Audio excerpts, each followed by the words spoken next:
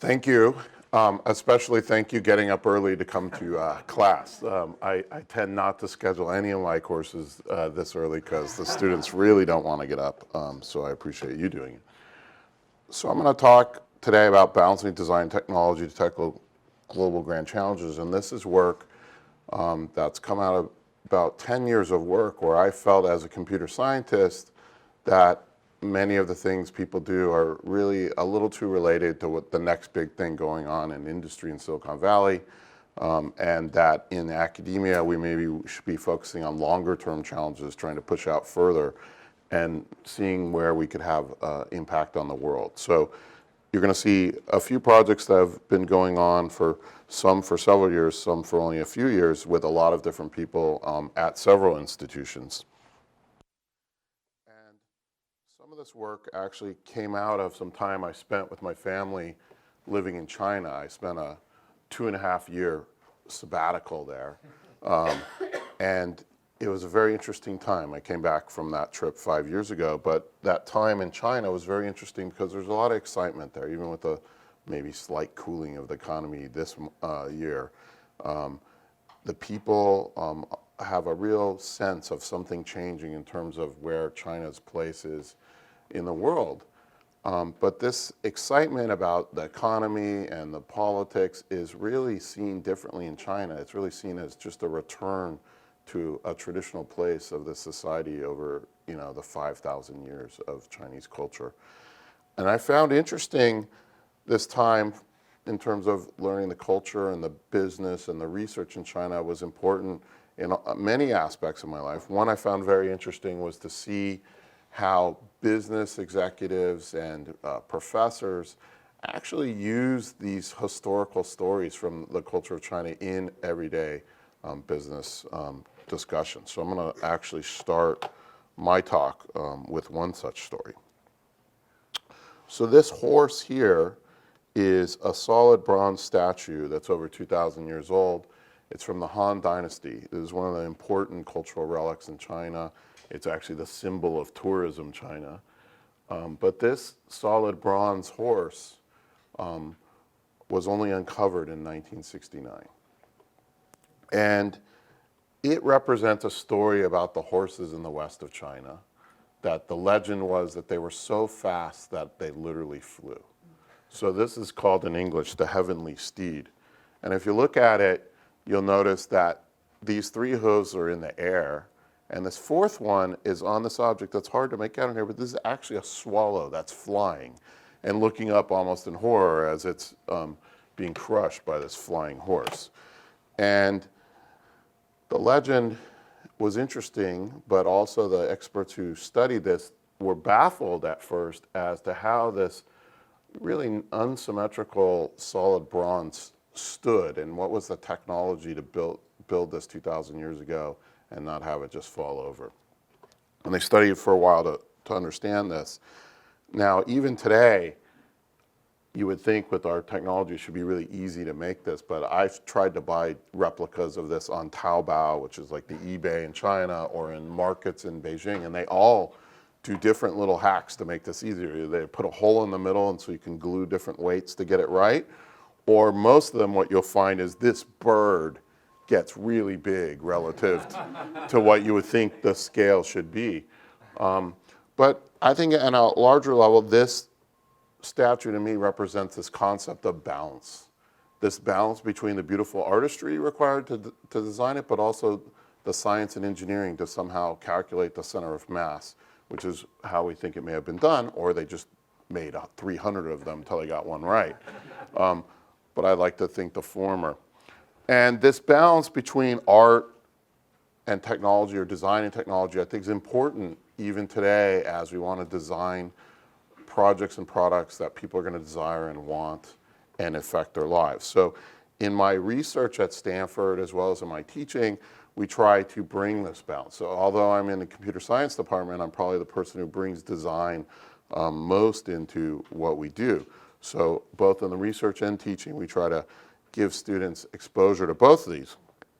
My time in China also led me to believe that it's important to find a balance between different cultures. We actually found very interesting results in projects we did where cultural attitudes really made an effect on how well user interfaces were designed. And I'll show you some feedback interfaces for behavior change in this talk, and we've found interesting results there that very much differ between Eastern and Western culture, and that's still an area that I'm working on here at Stanford. So what I want to share with you is 3 areas that I think are very important areas for doing research that I think also represent an issue of balance, and show you results that we've done over the years as well as things that we're working on now. So the first one is really in the realm of health. So this is a map of the United States showing body mass index being greater than 30. 30 is the point where we consider people clinically obese, and that's the point where we start to see a lot of correlation with health problems, particularly diabetes, heart disease, but other things have been shown. And you can see here in 1990, this data from the Center for Disease Control. Most of the US states are either this dark green, meaning less than 10% of the population of that state had a BMI 30 or higher, or a lighter green, 10 to 15%. And the ones that are gray, they just didn't have data in that year. So as I roll this forward from 1990, I think you'll know what will happen here, but I think it's dramatic to see it in this way. As we roll through the 90s, we start to see the map yellow. The South is leading here. Mississippi's got to be number 1. And as we move forward, the map gets orange. And if we get to the year 2010, which is the last year that the CDC allows me to use this map because they changed their source of data the next year, and it will show you the same things, but you're not supposed to compare.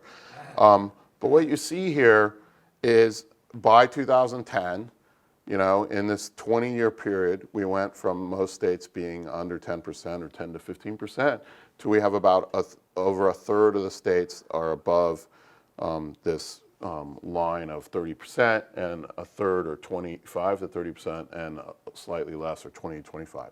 If you do this by population, it's essentially a third of the United States adult population is clinically obese. Okay? This is really an epidemic in terms of a disease. It's a real problem. And you might say, oh, is that just the aging of the baby boomers? Is that what we're seeing? In fact, it's not. If you look at childhood obesity rates, they follow the same curve. In the last few years, I think a year or 2 ago, there was a big story in the New York Times that they think maybe the kids had plateaued for like 5-year-olds or something like this. And then there was a story in the last year that they think maybe the adults have finally plateaued. But even if we've plateaued, we're kind of at an issue here. Now this is, in some ways, a balance between, at the fundamental level, we could say the amount we eat and the exercise we do. Any solutions to this or why this happens, not everyone agrees, and it's probably several different things, right? We have in the United States, the supersizing craze of the restaurants, so large portions. We have subsidies of corn and the amount of corn sugar that's in a lot of products. We have people spending more time in their cars and commuting and using internet or TV or games and less time out doing things with their family. It's probably a variety of these. So I've had an interest in, what might we do there. Now, what was surprising is when I lived in China, a country that we see as a developing country, we saw very similar trends were occurring. This statistic said more than 7% of Chinese children are obese, second only to the US. Now, I don't know if the China National Task Force on Obesity, childhood obesity, is a source to be trusted as much as CDC, but it's clear that you could see, especially with middle-class boys, some trends occurring here. This was from the People's Daily. This was showing a weight loss camp with a military theme near Shanghai. And you saw all these boys are, being put through, weightlifting and all this other stuff to work on this. So before coming to Stanford, I was a professor, actually everywhere, but I was a professor at the University of Washington for 10 years. And as part of that time, I ran a research lab in Seattle for Intel. And in the mid-2000s, we ran a research project that I think is a precursor to many of the activity tracking products that you see today. So this was called Ubifit. And what we did is we built a sensor system that someone could wear on their belt, so it was about the size of a pager. And in that system, we had essentially a computer with 10 different sensors that could tell with about 95% accuracy if somebody was riding a bike, whether they were walking, whether they were running, if they were on a stair machine or an elliptical trainer. And it would send that data over Bluetooth to, at the time, in 2006, that was about the best smartphone you could buy. And 1 year later, it was eclipsed by the iPhone and thrown out for junk. But the basic idea of this system was, how could you give people feedback about their physical activity in a way that would help them be better aware of how they were doing with respect to their exercise goals so that they could improve? And some of the lessons from this system I don't think we've gotten yet today with the Fitbits and Nike trackers or even Apple Watch. And in fact, a really key observation that Sunny Consalvo, who did her PhD on this work and is now at Google, was that people were taking out their phones literally hundreds of times per day. And studies have shown this now, that people take out their phone anywhere between 100 and 200 times per day. And she wanted to take advantage of all those glances at the screen when you were taking it out to change your behavior.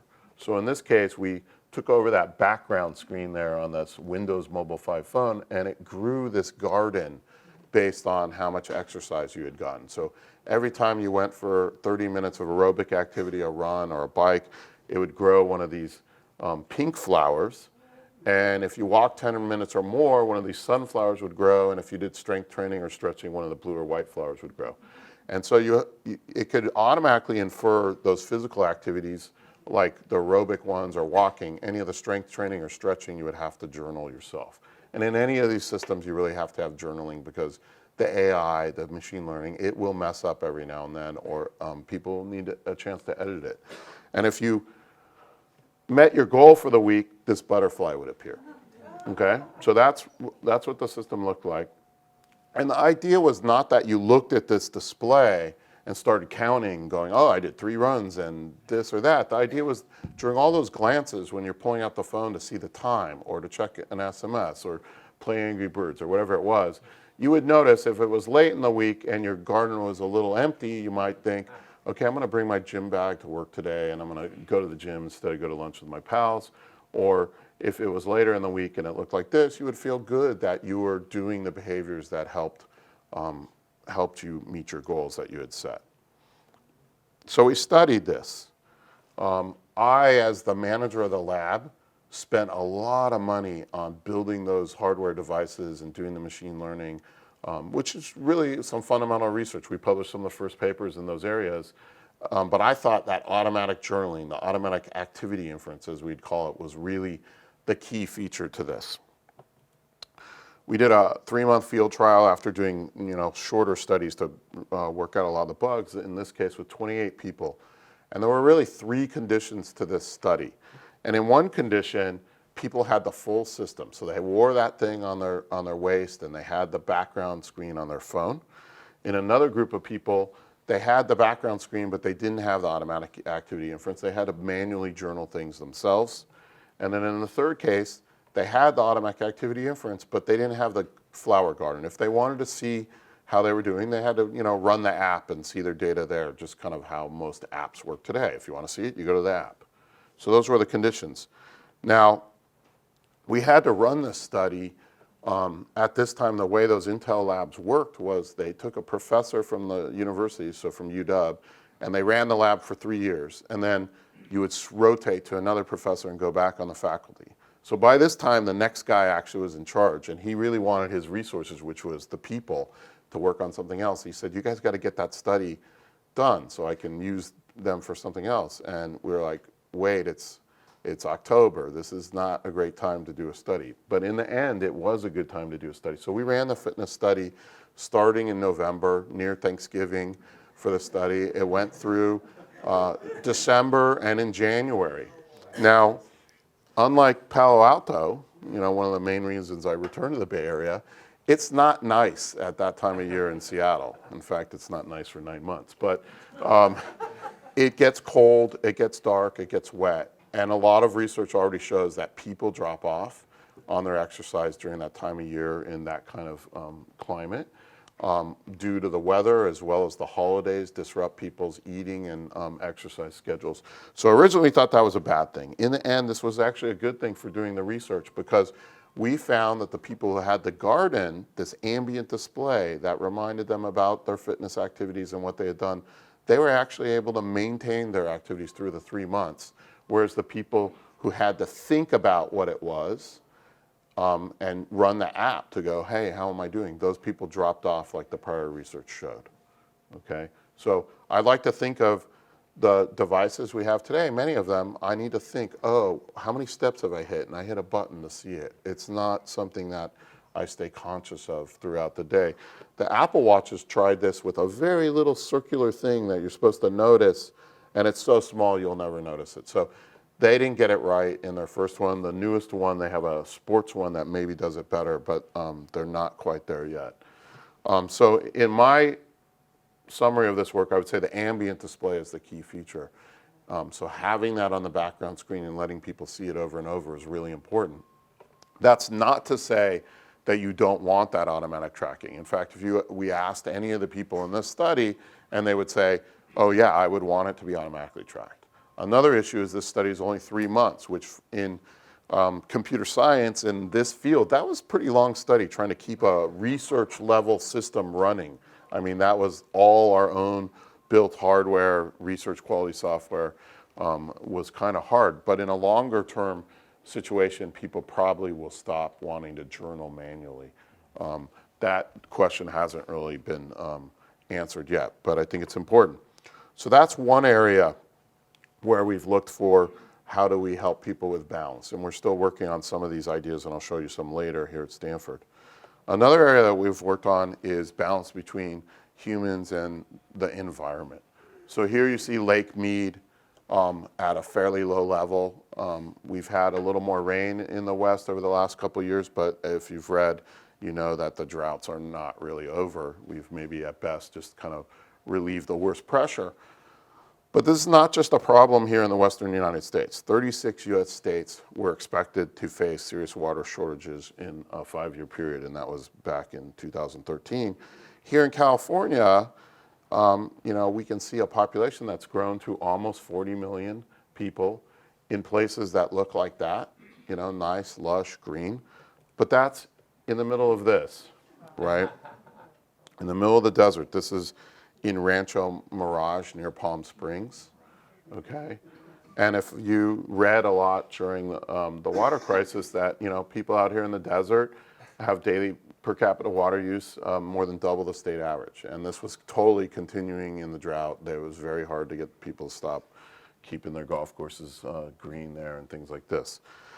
If you look though at the map, this was in the New York Times in April 2015, you can see how much drought there is across the US. So there's drought in all kinds of places. You know, some people don't know, Atlanta, Georgia really suffers with water problems. There's drought in many places. And even with the increased rains in last year, if you look at this updated map here from NOAA, you can see it's almost the same regions.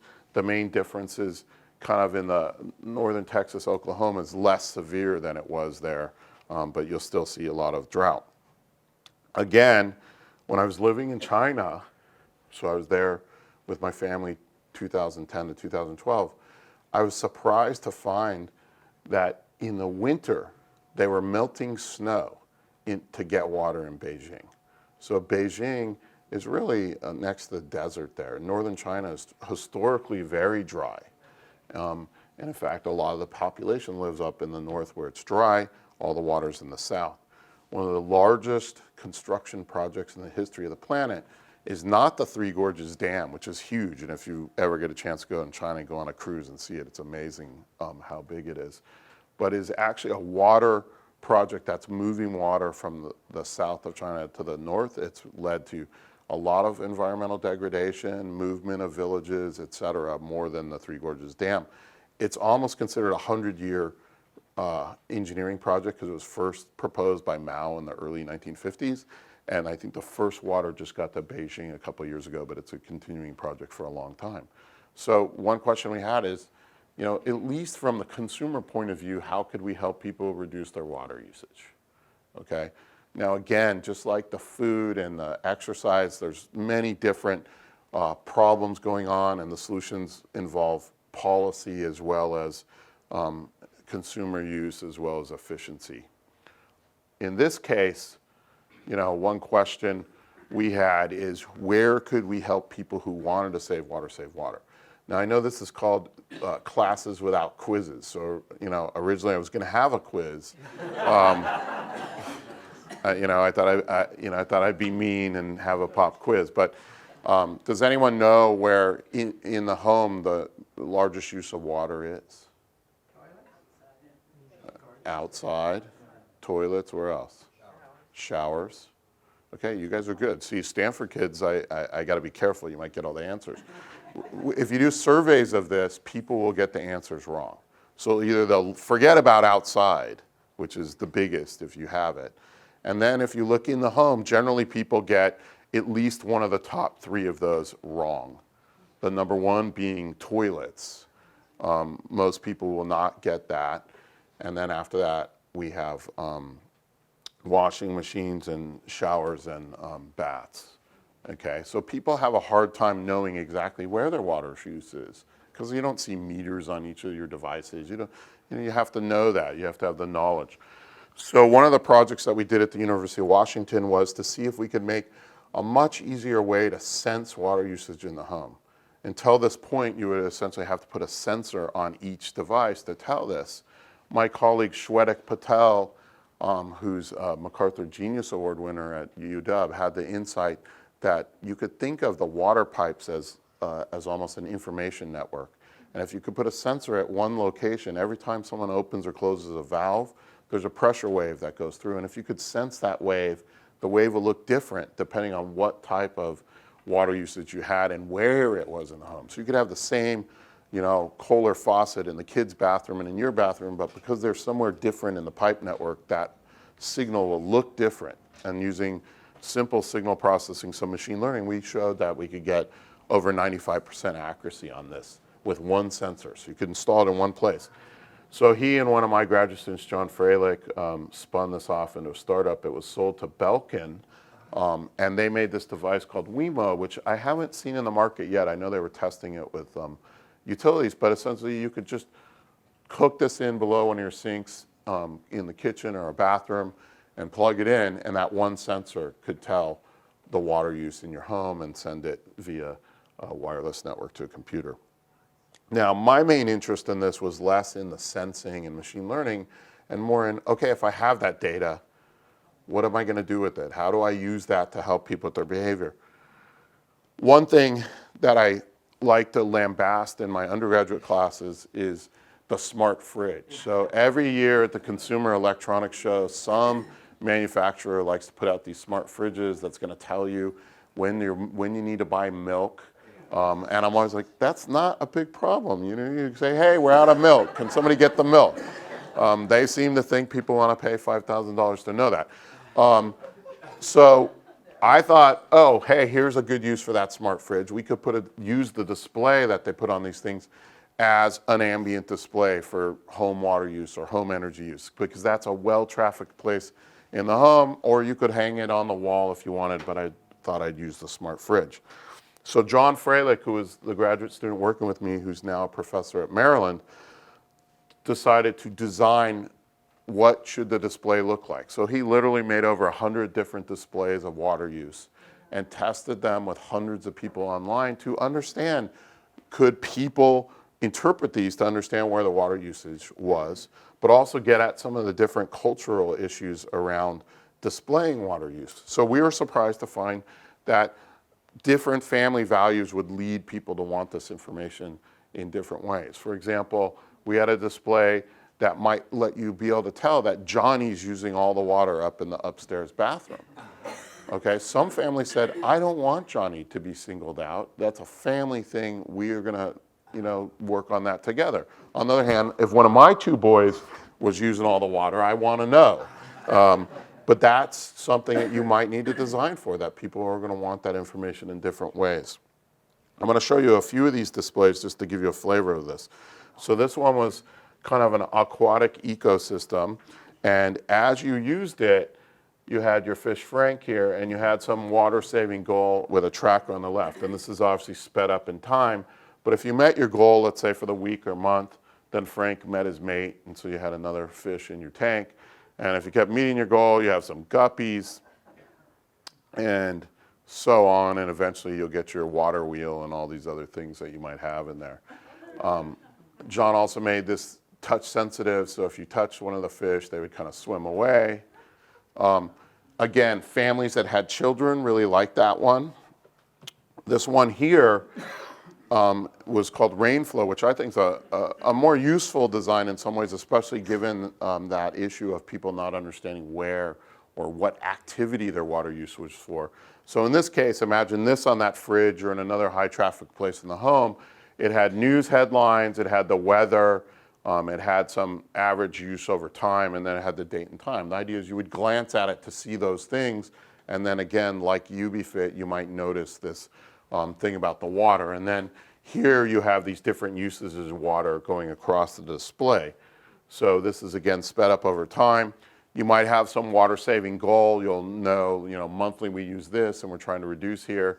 And what would happen is if you went over the amount for that device, you'll see what happens. Well, again, John's showing, hey, I can make it touch sensitive and beautiful. But you would see that if the water went over your goal, then it would kind of like go over, okay?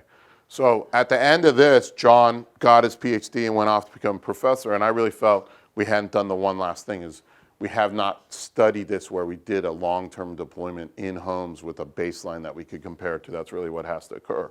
Because maybe this would work, maybe not. Maybe my sons would be flushing the toilet to see that cool display going over. So, I mean, you really have to test in situ to find out, and this work, now that those Wemo devices are coming out, will make it a lot easier to do that kind of deployment. Again, the hardware that we were using to do this was very tricky to do a large deployment, but now with commercial hardware, it'll be a lot easier. Another area that we worked on was using the same type of phones in the late 2000s. We worked on something called the UV Green Transportation Display.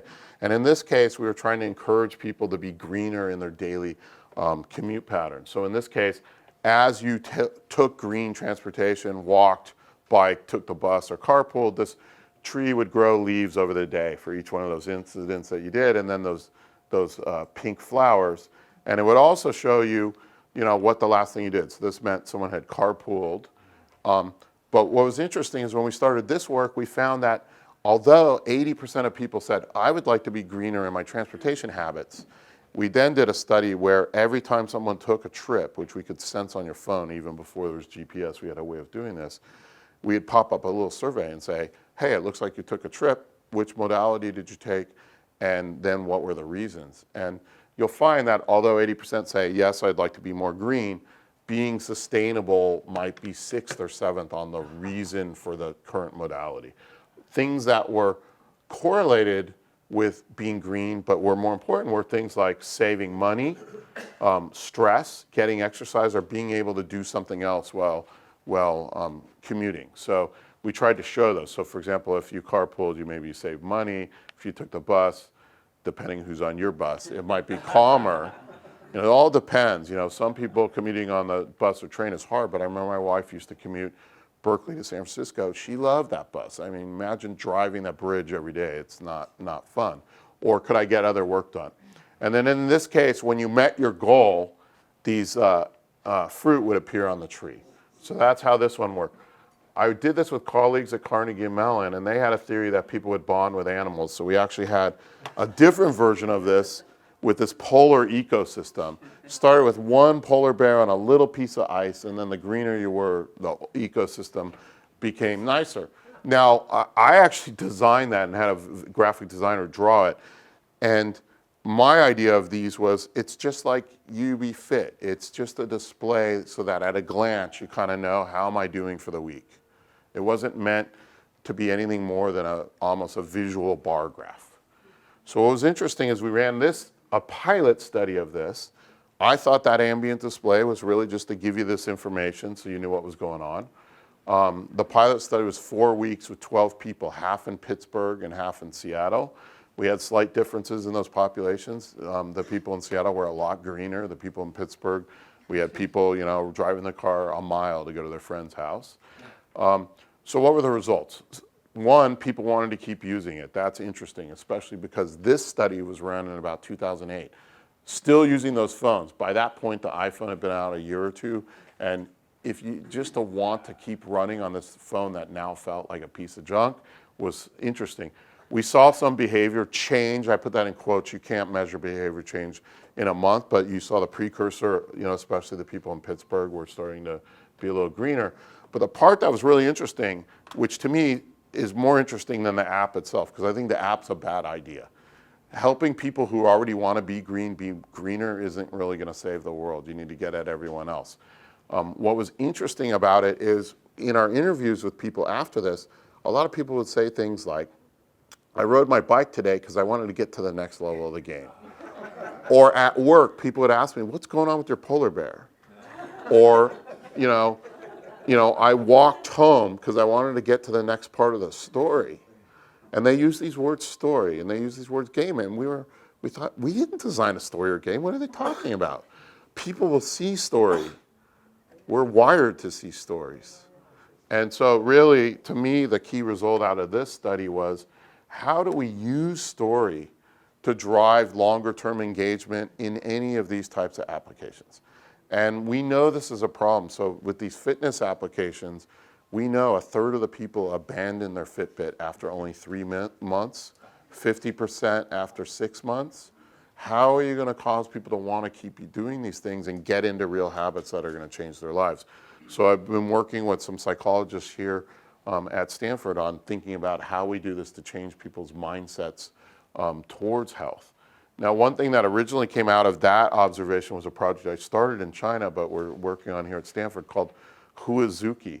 And what we do with Huazuki is try to design a story from the beginning. So we have this character Zuki. This is a sketch from one of the students showing that Zuki's going to go through all of these different travels and challenges along this adventure. And the idea is that every week, if you meet your goals, you'll get to the next chapter in the story. So, one chapter might be Zuki flying across in a balloon, and during the week, you'll see your progress, let's say this flag changing or the number of other balloons appearing to show you how much you've done. And if you reach your goal for that week, you'll get to the next chapter. Like in this chapter, Zuki's diving. Now, there's some backstory to the whole Zuki story that we're also studying, which is, it's called Huazuki because you see this purple character and you're like, what's that? Is that a bird? Is it an alien? You don't know. And the idea is there's this mystery that you learn as you go through the story. And in fact, Zuki's this character from another planet whose planet's been, overrun by runaway global warming, and Zuki's here on Earth, like collecting species and things to regreen his planet. But you don't learn this till you're going through the story. So this is what the user interface looks like that we designed for Android, and some students have been building this. But the idea is to have this as a research platform where we can test a variety of these research ideas. So for example, does having multiple scenes to this story really lead to longer term engagement than if we just had, let's say, one scene that repeated every week like we had in Ubifit? So this allows us to test it. Another one is we could make this purely about physical activity, so like a Fitbit application, but what we want to do is mix sustainability together with activity. And what we want to know is, can we use activity and fitness as kind of a way to get into people also to do some sustainability? So we would like to test it to say if we mix physical activity and sustainability versus a version that's just sustainability, do we get people to do more green activity in the case where we mix them? That's a research question we have. We're also interested in the cultural impact. So I told you we did a study between China and the US. When I first arrived to China, I went to a research talk from a professor from Japan, and he was talking about some feedback systems for physical activity that looked really familiar. They looked very similar to some papers I had published, and I was really curious, going, where did they get this stuff? And he said, yeah, there's these people in Seattle at Intel, they've done a lot of this work. And he said, but they don't understand Asian culture. He said, all of their feedback is positive. He said, we need negative feedback. And I asked, do you have evidence of that? And he said, no, but everyone knows it. Which to me said, oh, this is a really interesting research question. So we did do a study where we gave feedback on a carbon calculator, so standard Lawrence Berkeley Lab carbon calculator. We did it for several hundred Chinese and US participants where we manipulated either positive or negative feedback and had people pledge to make changes and then self-report what changes they had made to their home energy pattern. And what do you know? The negative feedback for the Chinese participants had a statistically significant larger impact on their self-reported behavior change, and for the Americans it was the opposite. Now, some flaws with that study is it's self-reported, we don't have a baseline measure, so we don't really know, but it gives us some more indication that is true. So I have a student who's Chinese who wants to work on manipulating the feedback in this to see if we see that kind of behavior occurring. The last area of kind of an important challenge that I wanted to share with you was in education. So the one thing that I found while living in China was the educational system is producing a lot of college graduates. The education system in China does very well on international exams. So when I was living in China, middle school students near Shanghai scored top in the world on this exam called the PISA. And I remember I was coming back to the US for a trip, and there was a lot of controversy. I think the Chinese president was having a visit to the US. And it had a lot of people in the US really questioning, you know, what's going on with our education system. The Chinese beat us in this. And in fact, the Chinese did better than the US students on English on this exam even. Okay, so it wasn't just science and math. Now, it was a little cooked in that those students were from some select schools, whereas the US was much more of a regular sample. But still, it was interesting. But what was more interesting to me was the reaction in China. So although a lot of people were very happy, like, yeah, we're number one, we're doing well. I read a lot of blogs and things where people were worried that, oh yeah, we did well on this exam, but our system leads to too much conformity and efficiency. So in other words, we've become a factory for the world, but we're also having kind of a factory educational system, and it's not leading to innovation. So this idea of innovation and creativity is a big concern in China because they don't want to be producing your iPhone, they want to be designing your iPhone. That's where the money is, a lot more money. So that's a concern that we've seen in China. In the US, we see the opposite concern. You rarely hear people say, oh, are our kids creative? You hear, can they do the basics? So, you know, in some ways, in China, they're way more on the fundamentals and they want to move towards more of the creativity. In the US, we're more on the creativity and want to move more towards the fundamentals. The most interesting example of this was at this time, this book came out, you know, the book by the Tiger Mom, right? How to Raise Your Kids. And in the US, the reaction to that book is, that book's really about how to make our kids, train them more like Chinese kids or Chinese American kids. The same book in China, the cover has her with an American flag behind her of the US map, and essentially it's, how do we make our kids, train them more like a Chinese American mom, right? And she was considered tame.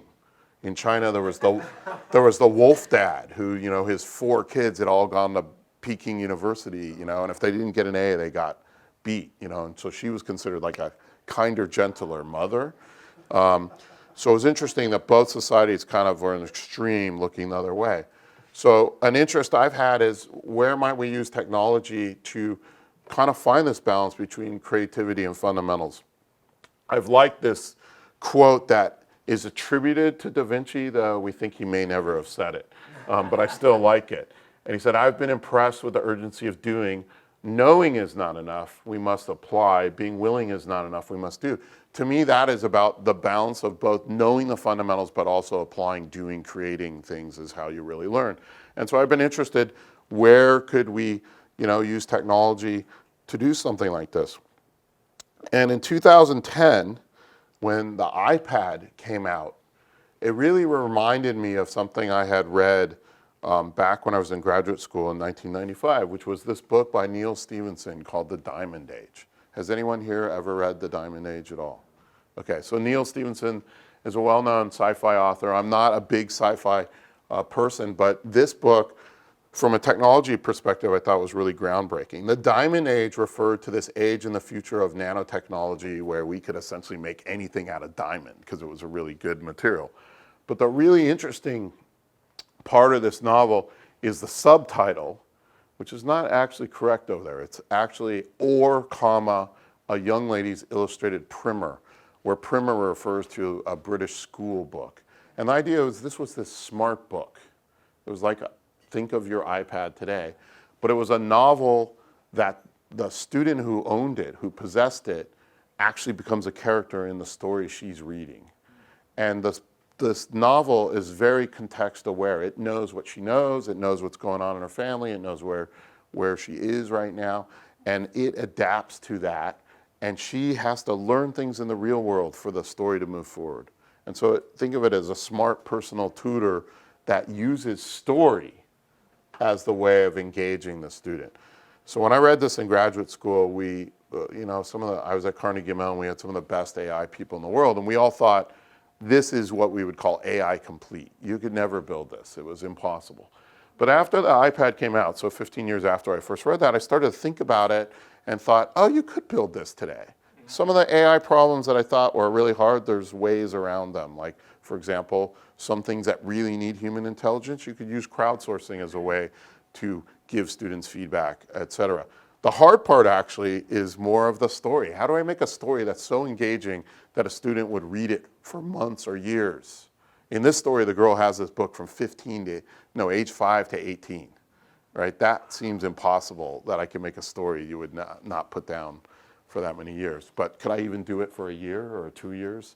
That's the hard part. And so what are the kind of activities? So you might have activities where kids are learning about measurement, whether it's pushing these little fake frogs across the floor and measuring water or trees, or they're building a solar oven and doing calculations on how much that affects the temperature of water or something else. So this is something I started at Stanford just about a year ago. And what I did, which I thought I would never do as a computer science professor, is I had a book club where I felt very much like the social sciences here. I had 6 Stanford undergrads who were interested in this, and we just read this novel together.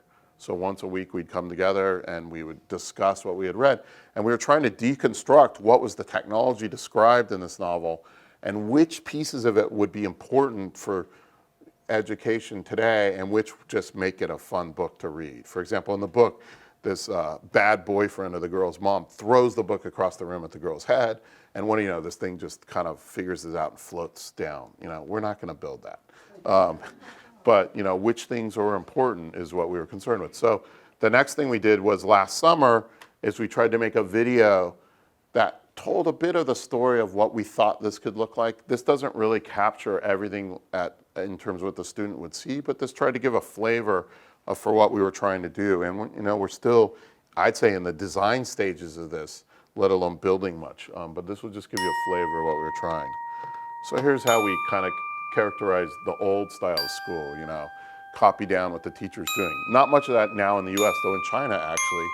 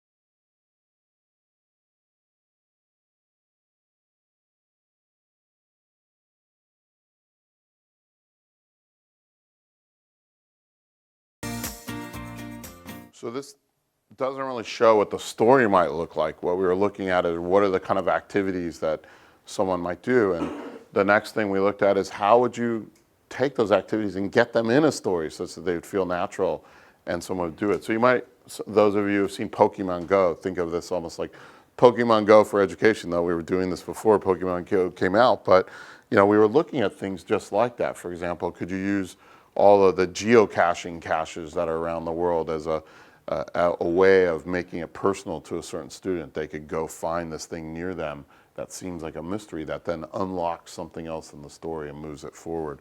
So this is the earliest kind of work that I'm doing at this moment that I wanted to show you.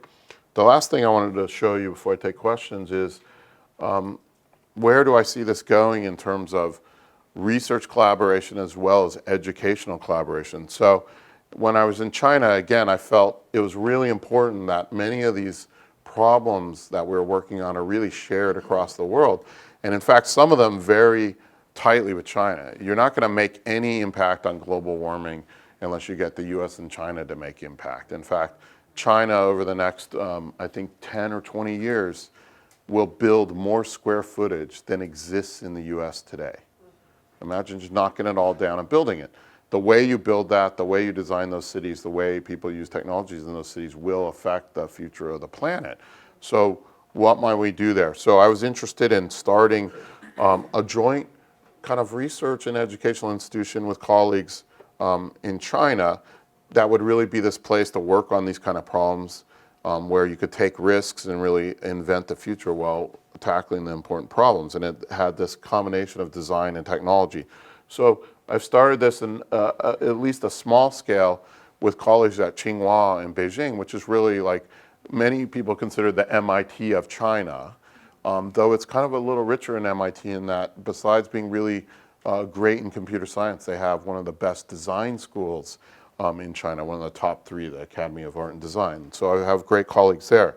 Now what's interesting, I started this before I was at Stanford, but at Stanford we have this great facility at Peking University, which is literally across the street from Tsinghua, and that's more like the Harvard of China.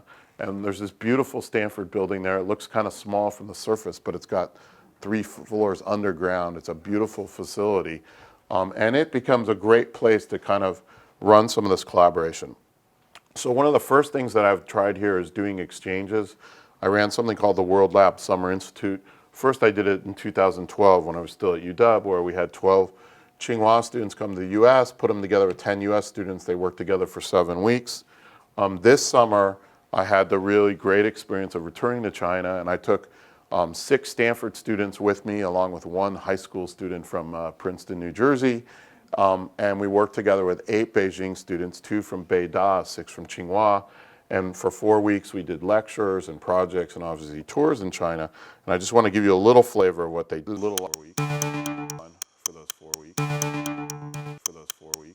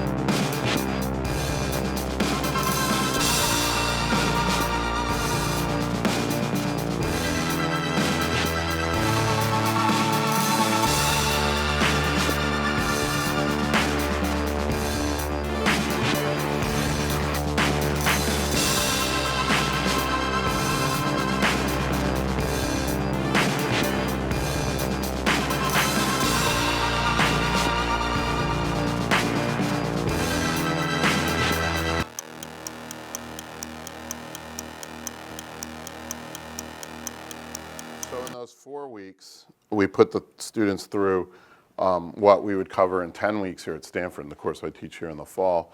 But they went through all of this and also getting to visit some of the top research labs like Baidu and Microsoft Research. And they all worked on themes related to what I just talked about. So we had people working in health, we had people working in education, we had people working in environment. And in 4 weeks, they went from going out in the field and doing need finding to doing lo-fi paper prototyping to then building a prototype and then finally a video that represented what they did. In this one case, this one team, I'm going to show you a video just to give you a flavor of it. They wanted to work on early childhood development. How do you help parents know more about the developmental milestones and give them feedback about it, but also being something that people would want to use. So I'm just going to show you, this is just an example of the 4 teams all created videos on par with something like this. That's the Stanford facility too, which is really great. You'll notice a lot of Stanford art in the back.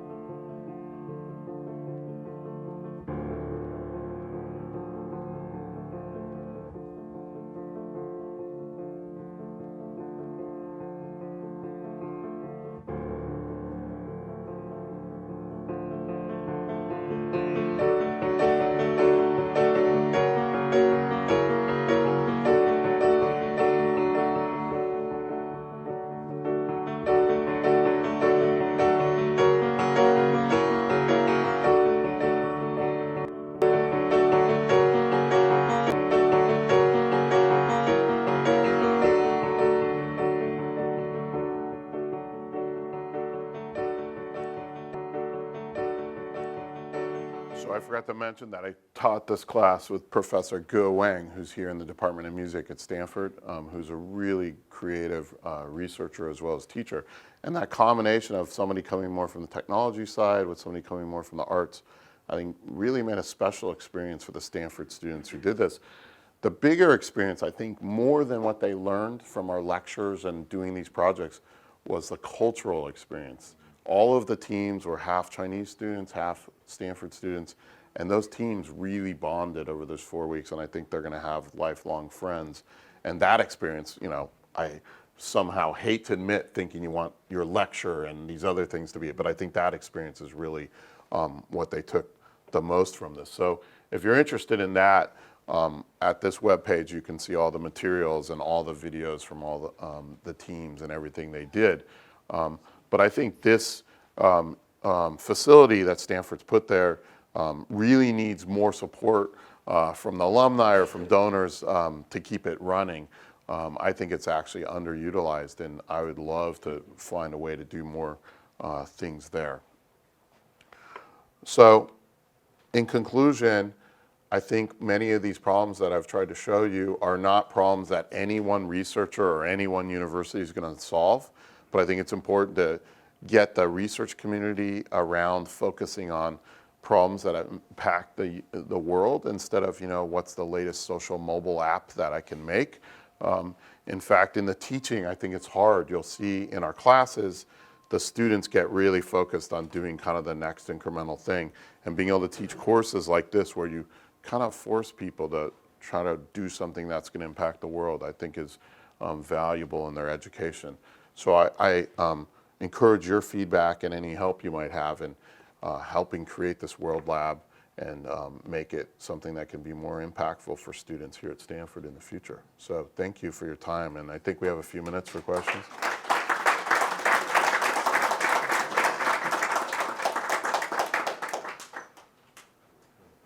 Yeah. So I noticed a lot of your examples were focused on consumer behavior. Mm-hmm. I was wondering, I'm a policymaker in DC. Right. I was wondering if you've given thought to how the lessons learned about storytelling and gamification and like even the displays of progress, how that could be applied besides just at the individual consumer level, Right. but I'm personally interested in the policy level, Right. or at a corporate behavior Yeah. level. So the question is, most of these are consumer-oriented solutions. What might be useful for policymakers or people looking at companies at a more aggregate level? I've thought about it. It's not been my research focus, but I do believe policy is as important or more important even in some of these questions. For example, if I were able to, put a gas tax on, right? That could have much more impact than me showing people to be greener in their driving behavior. It's not where my research knowledge is, so I haven't gone there, even though I'm aware of it. Other people have done things, for example, making visualization tools that city planners could use to kind of make arguments for where you're going to place new light rail stations or things like this. So one of my colleagues at UW there, Alan Borning, who did his PhD here at Stanford, had a great system that was like SimCity for city planners, right? And that is the kind of tool you would do. The other area really is visualization and information visualization. Here at Stanford, we're lucky to have Manish Agrawal, who's a MacArthur winner, who's one of the world experts in information visualization. And so those kind of tools applied to these problems are the kind of tools that would allow policymakers to see things they might not see when they're just looking at a 100-page report of data. So how do you visualize the data? I haven't done that work, but I think that's where the angle I would take it if I were to do that. Yeah. You mentioned collaborating with a professor of medicine and also with psychology. Yeah. What opportunities have you provided for engagement with the arts in computer science classes? So in the arts, we have I feel like a broken record here. Camille Uderbach, who's another MacArthur Award winner, she joined Stanford just 3 years ago, and she's been teaching some cross-listed courses with CS. I can't remember the title, but something like Drawing with Code. And so we've had students moving between those classes who are either art or computer science. I have an undergraduate who's published now 3 papers with me. We're working on something I hadn't shown here at all. I do some work on human-drone interaction. So how do you interact with drones in the future, projecting with projectors from the drone and tracking you with a Kinect camera. And this one student, he's an art major, and he's doing research in computer science. So the one pleasure for me that I've seen here in my time at Stanford, I've been on the faculty at Berkeley, I've been on the faculty at Washington, and I was on the faculty for 1 year at Cornell's new campus in Manhattan. The one difference is the students are so broad that they could do anything. And so you'll have students who, oh yeah, I was an architecture major and now I'm doing computer science or whatnot. And that's really been the pleasure. The students can move very easily between these areas because they tend to be real generalists as well as being deep. So I haven't provided specific activities other than we have students who move between those. I would say there's bigger connections between design that often at Stanford happens in the D school, which is out of mechanical engineering. But we do have students who move across these, but I don't know if there's too many specific, specialized opportunities for it. So the students can move, but is there a system that there is curricular support from the administration? Most universities have a problem that there's not funding for interdisciplinary classes. Yeah. So Stanford's tried, for example, this new program CS plus X, where they allow students to major in an area in the arts, for example, music in CS or art in CS. It hasn't succeeded in that the requirements are onerous, and so the students don't do it because it's pretty much doing a double major, and most people don't do that. So I'd actually say there isn't enough of that. I think the university would like to move more towards that. I haven't seen enough of that to occur, and I think the university wants it because there's too many students in CS right now. CS has 20% of the undergraduates at Stanford, which is just not sustainable. It makes my class that used to be 40 people when I taught it at Berkeley. Here I taught it to 225 last year. So that balance is something the administration I know is working on. But I think you're right. More opportunities for that would be helpful. I haven't seen it. Now, I've only been at Stanford for 2 years, so haven't learned everything going on, but I haven't seen anything that pops out to me. There was a question back there. Oh, yeah. Have you done any studies that focus on the effects of community on Fitbit adoption, for example? You mentioned a statistic earlier. Yeah. There's a lot of drop-off. I'm one of, I guess, the minority that is Yeah. using it, and it's because of the community. Yeah. So I actually had about 10 designers from Fitbit in my office this summer, and they said something about community important for them. And I saw an article recently with the founder of Fitbit saying they're kind of moving the business kind of more to being this community thing. So I think that, if done well, can work. The problem is I've found different people have different values that drive them. So, for example, you might be driven by the community. He might want to, save money. I might want to save the whales. Whatever that value is, I think what's important is to figure out that value of the user and then drive the interface that somehow motivates you based on that. So we did a study before the Ubifit system called Houston, where we had groups of women who knew each other working in kind of a community where they'd share their step counts on their phones and share their performance. And we actually found that if you didn't do community right, it could actually lead to worse performance. So for example, this was all step count. So they were walking. One woman saw her friend walking. She pulled over in her car. She said, "What are you doing? You're walking up this big hill. You don't get credit for that." Right? Right? So she goes, "I know a really great flat walk." Right? So, in some ways, if it's not done right, it could discourage it. So social can be really important in this problem, and I think Fitbit and others have found some success, but it's actually a harder design problem, I think, than people think to do it well for everyone. Yeah. Question: do you know of Dr. Bree Lincoln Hooker? There was a session that she did yesterday on how to name the size. I thought it was very interesting. We talked about positive reinforcement. Yeah. Positive reinforcement. Yeah. She gave the example, for example, that blood drives, right? If you actually incentive people based on money, there were less people that would go. Right. Whereas if you handed out T-shirts, Yeah. there were more people that would Right. go. Who was that? Dr. Bree Lincoln Hooker. Okay, I don't know her, but I'll look that up. Yeah, so I think one of the issues that I want to work on that I haven't done yet is, even in that kind of study, we'll find some general result that, hey, T-shirts work better than some other incentive. But the fact is, there's probably subgroups within that T-shirts are better on average, and maybe he's really a T-shirt guy, but yeah, I can tell. But for him, it's something totally different. And so one of the ideas I have is, how do we figure out what those values are? We can do it either automatically through data mining or more explicitly through a survey, and then have the interfaces adapt to the thing that would cause the most change for you. And I think that's a place, most apps and other things, we just make one thing and just hope everyone will use it. But instead, if we can make them adapt to different values, I think we can do better. I hate to stop us with this really engaging thing. You guys have a very full day ahead of you. I want to thank Professor Landay for spending hours.